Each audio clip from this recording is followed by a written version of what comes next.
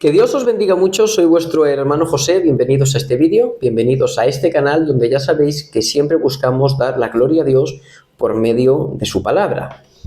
Y hoy con este vídeo quiero hablar de un término que estos últimos años ha sonado bastante en redes sociales, sobre todo, especialmente a través de, voy a llamarlos así, a través de ciertos influencers cristianos que se han acuñado el término y dicen que esa es su corriente teológica. Y hablo del término penterreformado.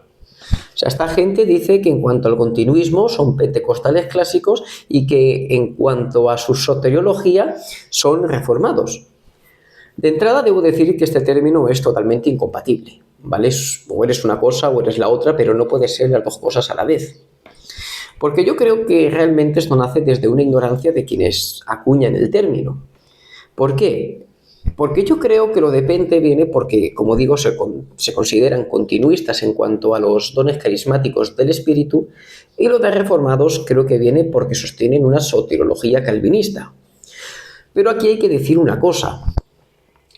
Por el simple hecho de ser continuista no quiere decir que tengas una teología pentecostal clásica, y por el simple hecho de ser calvinista no quiere decir que seas reformado. Porque este es un error que mucha gente comete. No todos los calvinistas son reformados. Veo mucha gente aludiendo constantemente a todo el que es calvinista como los hermanos reformados, y no es así. Hay calvinistas que son bautistas, como puede ser el caso de Sugel Michelén. Por ejemplo, Sugel Michelén es calvinista de 5 puntos y es bautista. Hay bautistas reformados, como puede ser el caso, por ejemplo, de Paul Weiser. Paul Weiser es bautista reformado, pero no es reformado. Y luego está la iglesia reformada, que ahí estaría, por ejemplo, alguien famoso, Augustus Nicodemus. Augustus Nicodemus es reformado.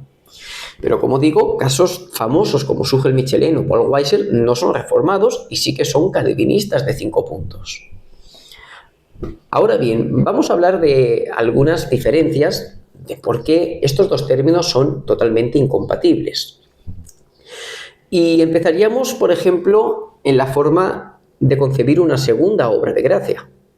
Porque si algo caracteriza a la teología pentecostal clásica es esa segunda obra de gracia, que sería el bautismo del Espíritu Santo. Esto es algo que el calvinismo en general no contempla. El calvinismo contempla una obra consumada una vez y para siempre. No una segunda obra de gracia, no contempla un bautismo en el Espíritu Santo. Y hay mucha gente que dice, bueno, no lo especifica. Bueno, el hecho de que ni siquiera la contemple es porque cree directamente que no hay esa segunda obra de gracia. Y si algo diferencia al pentecostalismo clásico es la creencia en ese bautismo del Espíritu Santo que es posterior a la obra de salvación.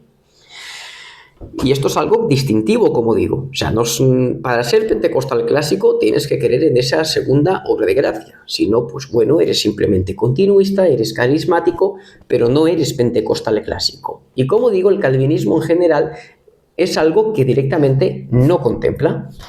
Luego debemos entender que para ser reformado te tienes que adherir a ciertas confesiones y ciertos catecismos, porque eso es lo que diferencia, por ejemplo, a un reformado de un bautista reformado o de un bautista, que contemplan el cesacionismo, como puede ser la confesión de Westminster. La confesión de Westminster dice de forma literal que toda forma de revelación de Dios en la cual Él quiera mostrar su voluntad, no solo habla del canon de las Escrituras, porque la teología pentecostal clásica también contempla que el canon de las Escrituras está completamente cesado. Pero el catecismo de Westminster lo que dice es que cualquier forma en la cual Dios quiera mostrar su voluntad, y ahí entraría la profecía, ha cesado completamente. Luego, la confesión de Westminster, que esto es algo que es parte de la teología reformada, dice literalmente que la profecía ha cesado. Por tanto, sería incompatible de nuevo con el pentecostalismo clásico. Y otra diferencia sustancial sería en cuanto a la santidad progresiva, ¿vale? Debemos entender que el pentecostalismo clásico nace del movimiento de santidad, y el movimiento de santidad enfatizaba una colaboración ardiente y continua del creyente en su santificación progresiva. El pentecostalismo clásico cree en que el creyente, capacitado por el Espíritu Santo, debe esforzarse en esa búsqueda de la santidad.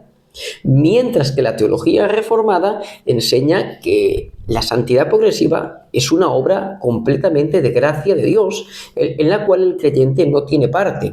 Es responsable de sus malas acciones, pero que no podemos atribuirle ningún mérito por cuanto la santidad progresiva es únicamente una obra de gracia, mientras que en el pentecostalismo clásico hay un esfuerzo en la obra de santidad, ojo, no en la obra de salvación, que es algo totalmente de gracia, pero sí en cuanto a la santidad progresiva. Son diferencias que hacen que tanto un movimiento como el otro sean totalmente incompatibles y que el término sea totalmente inexacto. No se puede ser pentecostal clásico y reformado a la vez. Sí que se puede ser, por ejemplo, carismático y tener una teología calvinista.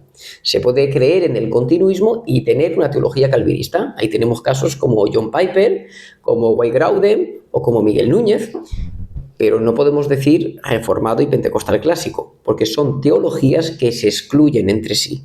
Por tanto, el término pente reformado es un término totalmente inexacto y que no tiene ningún sentido teológico. Espero que este vídeo os haya servido. Cualquier duda la dejáis en los comentarios y que Dios os bendiga mucho.